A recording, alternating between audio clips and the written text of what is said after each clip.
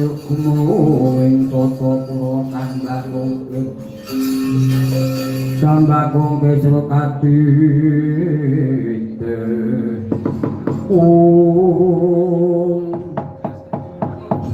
kados pundi kakang-kakang kaneka putra mimpang menapa kaon sedaya para Jawata padha ngaturaken kiwasan di guru aji guru sedaya para Jawata samya wah njuraken kang wadya saking ngiring sedaya sami kasoran juritipun langkung sekti mandra guna prajaring jurit malugon lajeng kados pundi menika awan sependek sampun kula tutup sami pacak bali wonten merpati panasan di guru aji waduh kakang sak menika makaten kewala kakang paduka kula aturi itu dumujuk dhateng ing negari Ngamarta klaturi minta saya kantheng wayah Brata Pandhawa supados putu-putu kula para Pandhawa nirnakaken ngayan Prabu Kala Pratama samadya balane wah mangkirune nadi wekdal menika kewayah Brata Pandhawa nembe nandhang kasungkawan lho menggayaken napa kan menapa Adi Guru boten pirsa Warmudara nyenipun kagungan garwa Dewi Arimbim menika wiwit jaban bayi sampun lair dipun maringi nami menika jaban tetuka umuripun udakara sampun meh setengah warsa sampun meh 6 wulan menika ari-aripun dereng saged pisah kayan puseripun Rajeng Jogja pundi para pendana benandang kandhuan tingkil lajeng paduka sinaraya sapados jagoning dewa kinten kula nggih boten sami purun wah mekaten ae nggih sami kok ngaten kewala kakang menika wonten pusaka sayang kula ingkang ampuh ingkang gedhe sing nami pusaka Kunto Wijaya Danu menika paduka paringaken kayan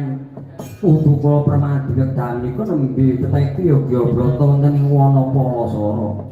mekaten Adi Guru inggih menika nyuwun dhateng sinugraning Bathara supados nyuwun pusaka ing langkung landhep kinaya magas puseripun tetuka menika oh nggih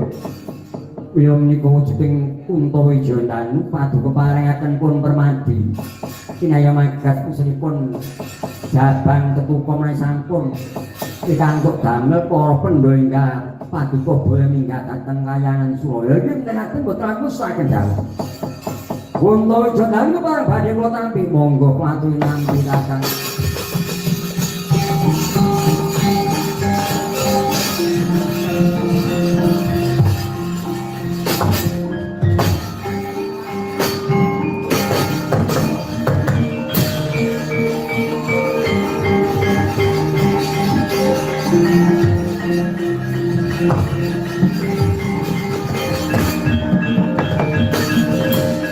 Adi Guru kados pundi kakang Narada lan menika kepareng kula badhe nyen pamit daya cuwun dhateng Narada Pada mrepeki dhateng patengganipun putu kula Permadi nggihipun teteki Yogya Brata ing Wonopalasara inggih kakang boten langkung namung nderekaken rahaja mila ngantos Permadi tapa wonten ing Wonopalasara menika rikakipun munggah semekayan pengiyahipun nggih menika pun Reksi Palasara nalika semanten tapa wonten wana dipun paring nami Wonopalasara inggih. Lan napa Palasara menika nurunaken Nabiyasa, biasa lajeng nurunaken Pandu nurunaken dhateng pun pendhome sampun jamalimahipun menika mbahipun nggih boten. Selain itu anggenipun Pak Tilas tapa wonten Wonopalasara inggih kakang. Lah itu Janaka utawi Permadi pendhom menika kita asih kewayah paduka piyambak. Lah wong Palasara anak Sakri anak sekuten manak Manmayasa. Manmayasa anak Parikenan, Parikenan Brahmana anak Brahma putra paduka Adi Guru. Inggih menika tansih wayah kula. Nuwun pamit bapak-bapak.